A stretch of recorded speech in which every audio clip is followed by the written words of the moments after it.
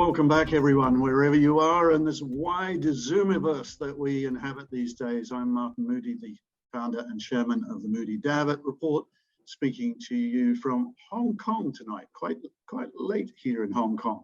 And I'm going to lead you through the final session of the Summit of the Americas, a virtual experience, before handing over to my colleague, Dermot Davitt, and ACITL President Gustavo Fagundes. Now, it gives me great pleasure to introduce our next speaker, Jane Ewing, not only because she holds a key role with one of the world's great retailers relating to a subject close to all our hearts, I think, sustainability, but that she was for many years a really great friend of the travel retail community as Managing Director, Global Travel and Middle East for drinks giant Diageo. Well, today, Jane is Senior Vice President, Sustainability for Walmart, an extraordinary retailer with an extraordinary story. What started out as a single discount store with a simple idea of selling more for less has grown over the last 50 years into what we know today as the world's largest retailer.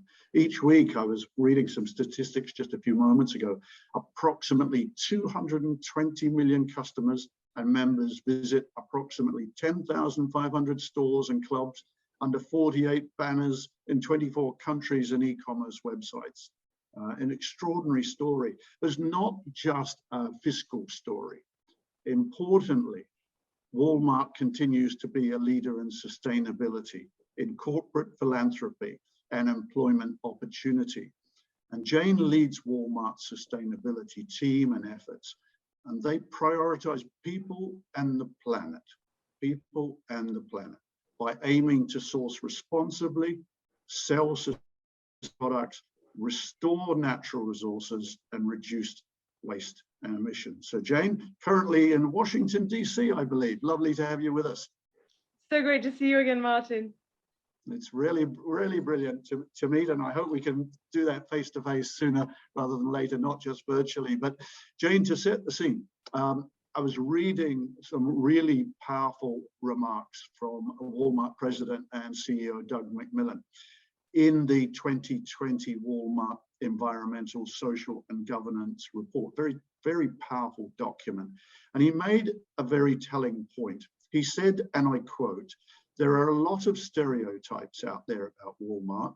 It's no secret to us that we have critics who assume we're doing business at the expense of people and the planet, that we're all talk." And then he set the record straight. He said, and I quote again, "The fact is, though, we've been working hard to use our scale to create positive change for a long time now. Issues like sustainability and opportunity don't take a back seat," end quote. So Jane, what does the term sustainability actually embrace in Walmart's eyes, and where are you at in terms of your commitment to it? Yeah, thank you, Martin, and thanks for the opportunity to be with you today. Hello, everybody. If I may, I'd like to start off by showing a quick video about Walmart's commitment to sustainability, because I think it sets the scene quite nicely and it'll give us an idea of what we're focused on. So Matt, if you wouldn't mind running the video, that would be great. At Walmart, everything we do is for people. We're using our strengths to help people live better and preserve the planet. We believe all people should have access to sustainable products they can afford.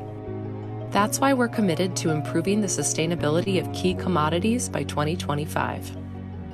We believe businesses should respect human rights and people should have the opportunity to fulfill their potential. That's why we're committed to sourcing responsibly, helping prevent forced labor, promoting the dignity of women, and creating inclusive economic opportunities. We believe climate change is one of the greatest challenges of our time. That's why we're targeting zero emissions in our own operations by 2040 and engaging our suppliers to avoid a gigaton of emissions from our supply chain by 2030. We believe all people should live in a cleaner world. That's why we're committed to eliminating waste in our own operations and working with our suppliers to recycle more and use less plastic. We believe healthy natural resources support healthy communities. That's why we, along with the Walmart Foundation, are committed to helping protect, manage, or restore at least 50 million acres of land and 1 million square miles of ocean by 2030. By doing all this for our people, for our communities, and for future generations, we are committed to becoming a regenerative company dedicated to placing nature and humanity at the core of our business.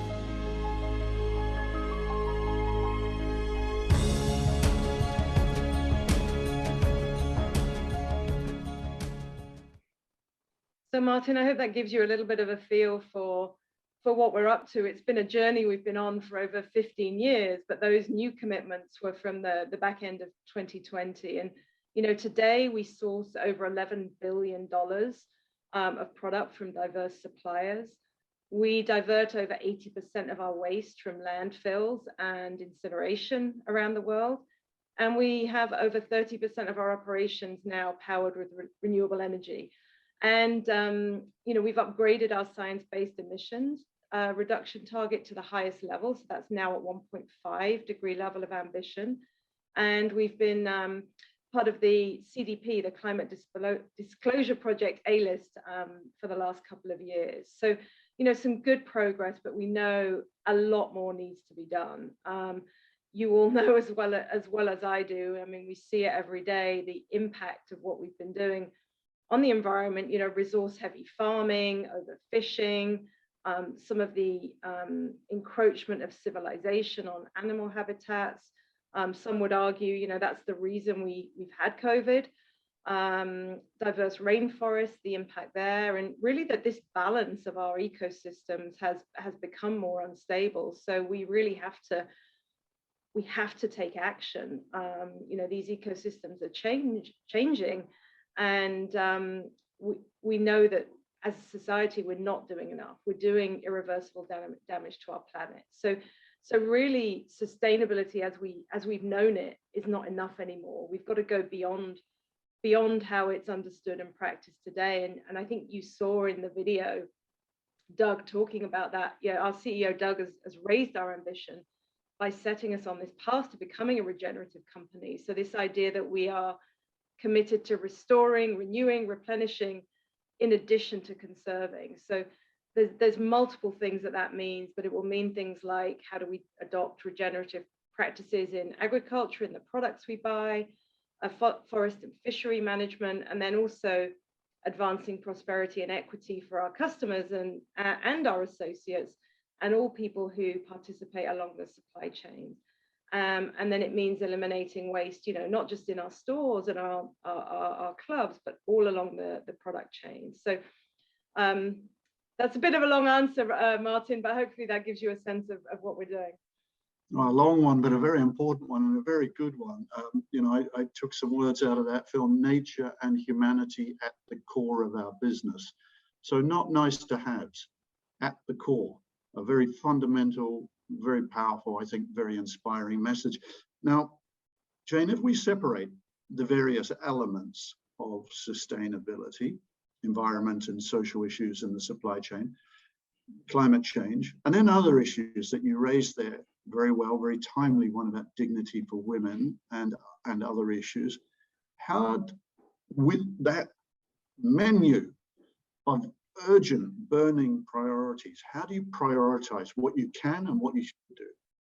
Yeah, it's a great question, and I think it's a challenge we all face every day, isn't it? How do we prioritize? But we do take this shared value whole system approach to ESG. And it was funny, I was reading a report from Jefferies this morning, and I'm just going to read it. It said, ESG is a way of life. Anyone who continues to believe that it's just window dressing or checking a box, it may already be too late for them. So I'm really thankful to work for a company that genuinely believes this and genuinely has it built into our business practices and does prioritize all of our stakeholders, which ultimately then does benefit your shareholders. So, things like, we look at it in kind of 4 areas, Martin. So firstly, opportunity. So how do we create economic opportunity for our associates and for our suppliers? Secondly is sustainability. So how do we advance the environmental and social sustainability within our business and across our supply chains and industries. The third one is around communities. How do we strengthen local communities? And then the fourth one is around trust, transparency, integrity, and how we deliver value to our customers. So I think, this shared value approach, it solves for business and it solves for societal needs when it's done well, because it does drive these system-wide changes that we need, leading through business interventions and then complementing these efforts with philanthropy and external collaboration. So if I could just give maybe a couple of examples. So we work really hard to provide sustainable products and services for people every day through what we sell. So, our private brand coffee would be a good example. Great Value Coffee is now certified sustainable through third-party groups. So things like Fair Trade and Rainforest Alliance. And, our customers care about this and they're excited and they expect to see them. And then we're looking, so that's our products, but then we're also looking to improve how we operate. So aiming to power 100% of our operations with renewable energy. Also thinking about, we focus very deeply on how we train and educate our associates and help them advance. And then, and here in the US, we offer our associates the opportunity to gain critical skills and education for job advancement and professional development. Actually, so many of our leaders, they started off as hourly associates in the store, and there's some wonderful stories there. And then I mentioned philanthropy. We partner with our Walmart Foundation to really strengthen these societal systems through, initiatives outside of our own walls. So in across the world, actually, we work with food banks as an example, and charities to make sure that the unsold items get to people in need. And as you know, that's been critically important during the pandemic, and it's really has made a difference in the communities we operate in. None of this, of course, happens in isolation. I was reading about your reporting. It's guided by a series of key frameworks. And I'm going to mention them because I think they do give an important context to this conversation, such as the Global Reporting Initiative Standards, the United Nations Sustainable Development Goals, something very well known within our industry with retailers such as Dufry, for example, the Sustainability Accounting Standards Board, the Task Force on Climate-Related Financial Disclosures. You also participate in external programs such as CDP, which is a global environment disclosure system. But in simple terms, taking that backdrop, if you like, how does that all translate to how you, Walmart, does business from the beginning of the supply chain to the end sale to the consumer? And of course, that's not the end point. Beyond that, what those consumers do with that product and with that packaging. Yeah, it's funny, like those there's a lot of different frameworks, and I've been in this role just about a year, and some of them I was familiar with, and some of them I've had to learn all about, and it can be complex, but they're all so important, and we actively involved with all of these various frameworks and organizations. And due to the complexity of global supply chains and then this systemic nature of these issues, like climate change, like forced labor, we need to make long-term improvement, and this progress, it requires collaboration. Like no one organization or element of society can do it on our own. So we really think these combined coalitions and things are critical. It reminded me, Martin, of Trinity, of the different groups working together. But for us, it's engaging all of our suppliers, NGOs, our customers, of course, and then governments, among others. So in practice, what we do is we try and improve the sustainability of a given product supply chain by listening to our customers and to experts and other key stakeholders. So that allows us to set aspirations like emissions reduction or plastic reduction or economic inclusion. And then what we do is we prioritize these improvements to the product supply chain. So it could be farming practices or product traceability. So very much depends on the category. Another example would be, back in 2016, we were the first retailer to announce a science-based target. And then we recently upgraded that to the highest 1.5 degree ambitions. So, we do have some big goals, as I know many other companies do, and it is really going to take all of us. But for us also, the biggest challenge was around what we call scope 3 emissions. So those emissions that are actually in our supply chain. So we're trying to translate that action into real impact through an initiative called Project Gigaton. I think we'll talk about that in a few minutes, but at a high level, we work with as many of our suppliers as possible, so big and small, and the goal is to avoid a gigaton's worth of greenhouse gas emissions by 2030. I didn't even really know what a gigaton is, but it's a lot. It equates to taking a lot of cars off the road.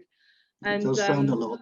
Yeah, we're working to make this and then other supply chain improvements as simple as straightforward as possible to allow for more participation and to really inspire suppliers to take action irrespective of where they are on their journey, because this stuff can be complex, and I think we've really tried to make it as easy as we can.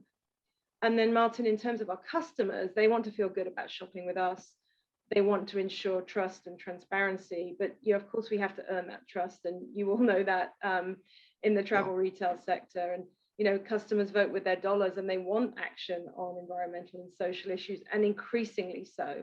So it's up to us to listen and do the right thing for them. But it's the right, not only the right thing to do, but it's good business. So we really do work hard to provide products that are that give customers good information, whether it be certification and things like that, or labels like how to recycle, things like that are super important for our customers.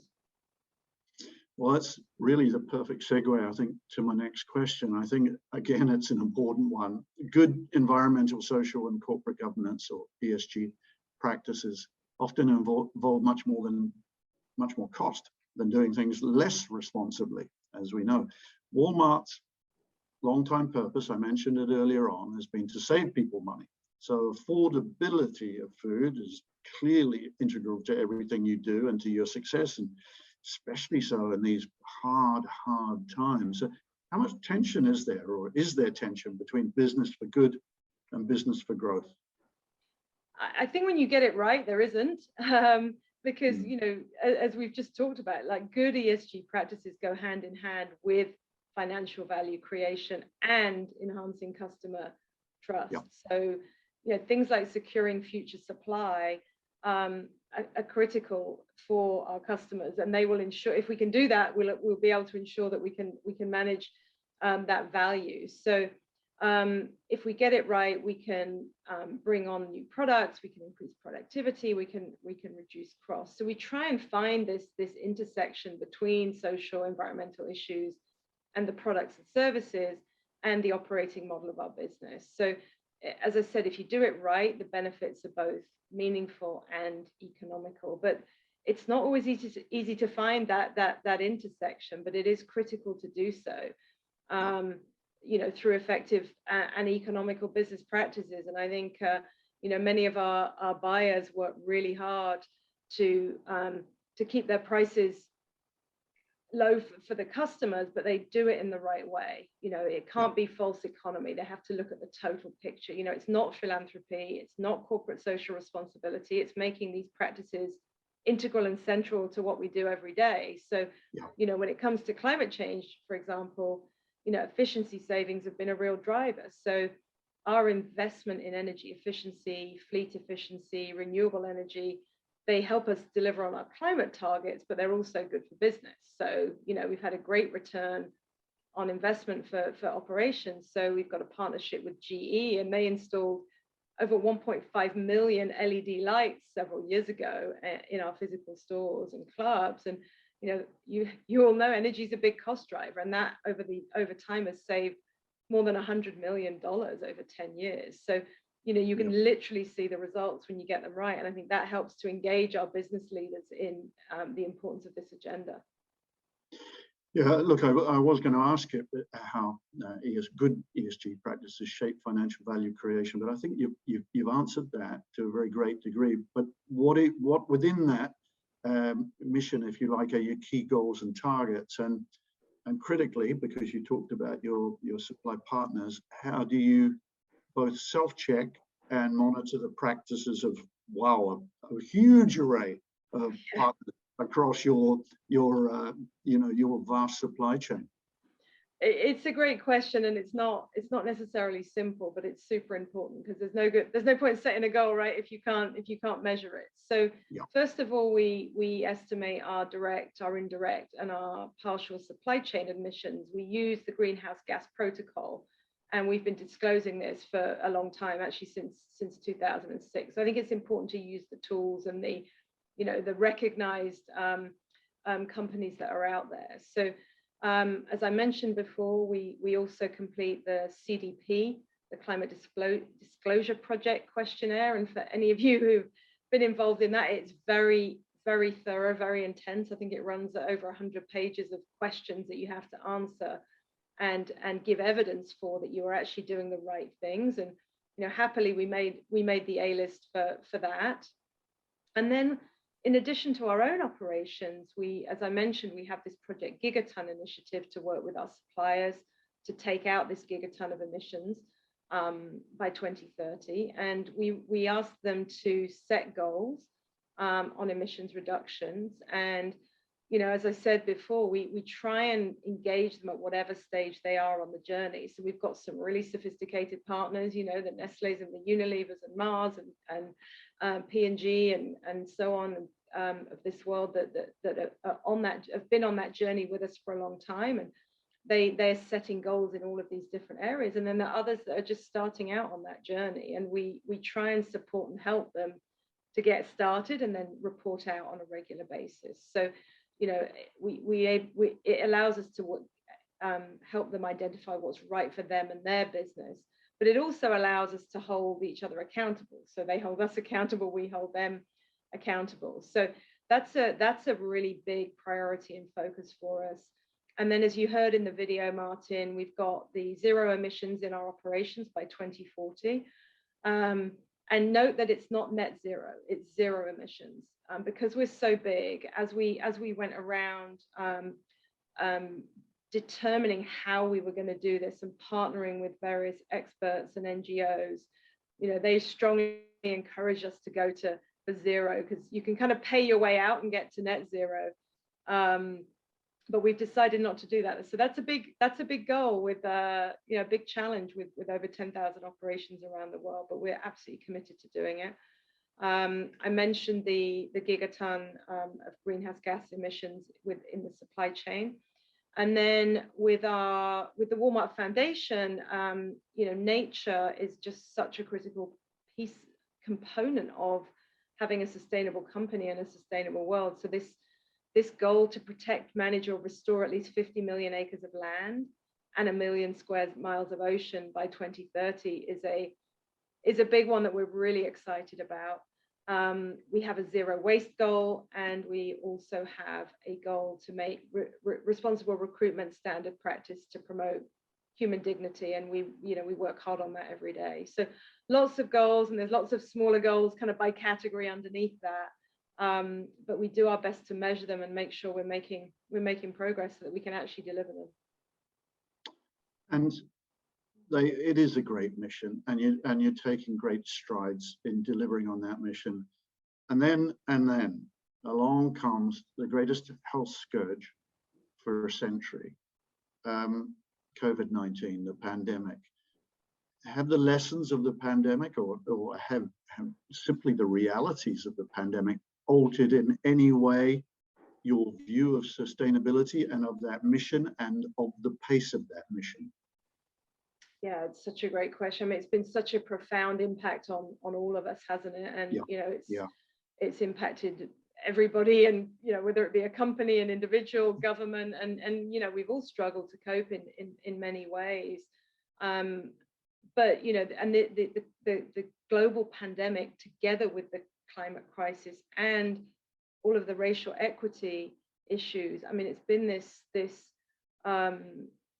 struggle, how we overcome all of these challenges, and it has made us step back and think about how we can do more as a company. But we know that collaboration is critically important. You know, these are significant challenges, and we're not just going to snap back to exact normal. So we've got to think differently about how we approach. But I do think a couple of things, Martin. I mean, first of all, the disruption gave us an opportunity to analyze and review and kind of reset what we do, as I think it did for many of us. I think it also gave an opportunity for innovation, and we've had a lot of innovation in our stores and clubs, which has been exciting to see. But it's truly underscored the interdependence of everything and everyone on the planet, hasn't it? And I think there's these long-lasting challenges, but it does show us the power of collective action.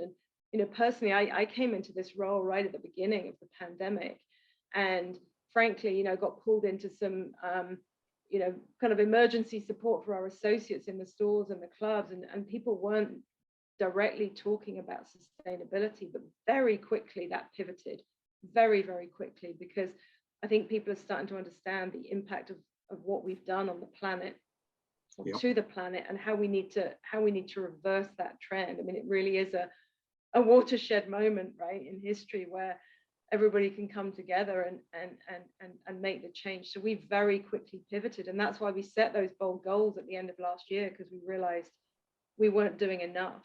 And this decade, I mean, everything you read, all of the experts, if we don't start to bend the curve this decade in the 2020s, we're going to do even more irreversible damage. So we just wanted to really, I think we've used the pandemic, to answer your question directly, to galvanize some more aggressive action in this space. Yeah. And Walmart, it's not simply reacting to those consumer desires, those consumer push, I should say, for a focus on greater sustainability, provenance, etc. You're actually seeking to be more proactive than that, aren't you? In terms of, you are seeking to shape consumer thinking. Yeah, we are. I mean, I think it's a combination, is that we want to shape consumer thinking, but we also want to listen to our customer. The customer is number one. If you say to any person at Walmart from top to bottom, who's number one, they'll say the customer always. And we know from our customers that they are increasingly passionate about this topic. They don't always know how to be more sustainable, and I think we have a job to do to shape them and shape that behavior. In a recent study, we found the things they care most about, which I don't think will be of any surprise: using less plastic, using more recyclable packaging, reducing food waste, reducing chemical use in products, and then increasing healthier food options. So we know that that's what customers want, and we work really hard to try and deliver those. But sometimes you've got to leapfrog, right, and think about where the customer could go in this space. So and we know that, but we know already the trends are there, the signals are there. Half of the growth in consumer packaged goods is coming from sustainability marketed products. So that's pretty dramatic, and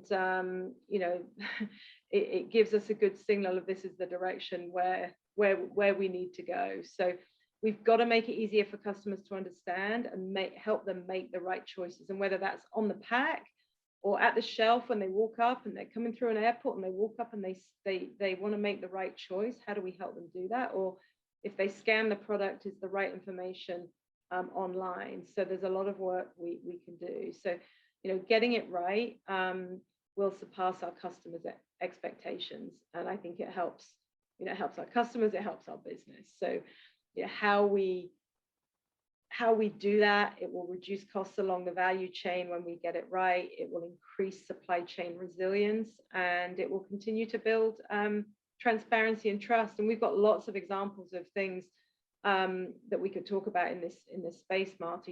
For example, we're committed to sourcing at least 20 commodities like cotton and beef more sustainably, and we've got lots of products made from plastics recovered from the ocean or recycled polyester. So we're working really hard to just try and do a better job in this space.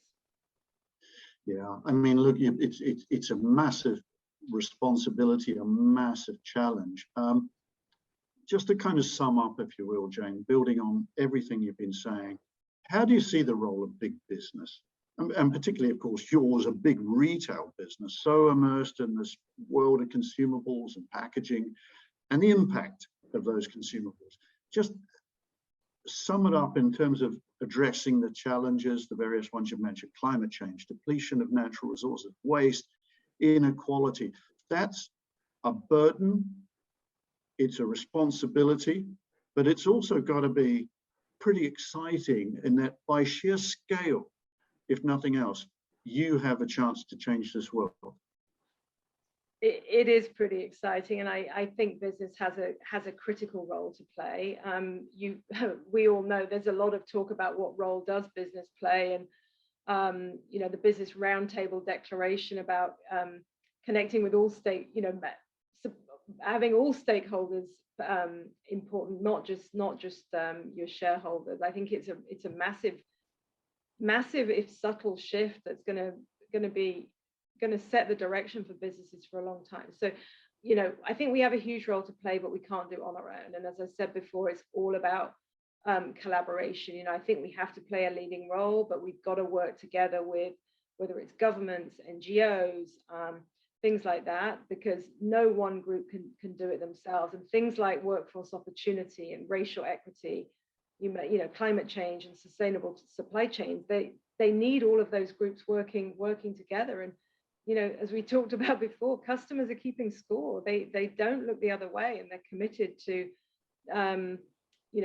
to buying from companies that they feel are doing the right thing, and indeed working for companies who do the right thing. So we won't be able to get the talent we need if we don't continue to aggressively go down this path. So we're the world's largest grocer, and we were built on providing convenient access to affordable food and other products to people around the world, and we're still committed to doing that. But we've got to do it in a way that creates economic opportunity, advances long-term environmental sustainability, and it strengthens communities, because that creates lasting value for the customers and all of the stakeholders that we've just talked about. Yeah, well, the world's largest grocer, it's a nice way to put it. And certainly Project Gigaton sounds like a project appropriate to that world's largest grocer. You touched on it, and so did the brilliant film, but I just want to ask you a little bit more about it. It's your initiative for working with suppliers to reduce or avoid 1 gigaton, which sounds a lot, is a lot, of emissions in our supply chain by 2030. Tell us a little bit more about that, because that's pretty exciting, and 2030 is not a long time away. It's not that far away, Martin, but we're super excited about this, because it was way before my time, so I can't claim any credit. This was launched back in 2017, and the thinking is, a lot of the environmental impact that we create comes not just from our operations, but from our supply chain. So we can do what we can within our operations, but we have to do more. So, it is critical to our broader emissions reductions and climate goals. So we set it up in 2017. We have over 3,100 suppliers now signed up, which is huge. And as I said, it's from the big CPG companies that you all know and love, to some of the smaller private brand suppliers or local suppliers. So many of them are travel retail suppliers. Actually, they've signed on, and we're well on that journey. We've now reported over 400 million metric tons of emissions. So I'm hoping in the next 12 to 18 months we're going to get to 50% of that target. And what it is, it's a platform. So we ask suppliers to make changes, to set a goal. So first of all, to sign up to the platform, to set a goal, and there's 6 different pillars within the project. So you can set goals on energy reduction, waste reduction, packaging reduction, nature, and then product use and design. And we're soon adding a pillar on transportation. So we offer tools and workshops and initiatives to help them on that journey. I mentioned that before. So an example of that, Martin, would be in collaboration with Schneider Electric, we offer a way to accelerate renewable energy adoption through combined power purchase agreements. So the idea is, how do we democratize access to renewable energy and then accelerate the use within our supplier base? Because not every company can do that on their own. And then we partner with our NGO partners like Worldwide Wildlife Fund and EDF, and they've helped to support the development of that platform and provide tools and resources to help people, like things like the soil health calculators and things like that in there. So we're really trying to do it in a way that raises the bar for everybody. We give guidance on packaging, like how do you reduce the amount of plastic in your packaging, and some innovative ways to think about it. And if anyone's interested, we have a sustainability hub on our Walmart corporate website, and anyone can go in and have access to those tools. So we're trying to open source as much as possible. Yeah, I'd encourage everyone listening into this to go and have a look at the website. I think there is some fascinating stuff in there, compelling and fundamentally important stuff too, not just for all of us on this call, but all the generations to come. And Jane, when you and I were talking just before we came on air, I was talking about my little granddaughter, 10 days old when I last saw her. She'll be probably a year old by the time COVID lets me get back to the UK. And I worry about the world that she's going to inhabit in the years to come and grow up into. And I want it to be a better world and a more sustainable world. And I think we do have a huge responsibility, this generation. And I know I speak on behalf of everybody who's listened in tonight to say that I've been inspired by what I've heard. I've just been so impressed and also reassured by the fact that a business of your scale, not just, of course, the world's biggest retailer, but one of the world's great companies, is prioritizing this issue to such an extraordinary extent. So I'd close by thanking you, Jane. Lovely to see you again. Keep up the amazing work. And I look forward to seeing you, as I said earlier, in person sometime soon, and not virtually, but it's been great to see you, Jane. Thank you for being with us. It's such a pleasure. So great to see you, Martin. Congratulations on your new granddaughter. And yeah, we've all got to work on this together. It's going to take us all to make a difference. Indeed. Ladies and gentlemen, thank you, Jane Ewing.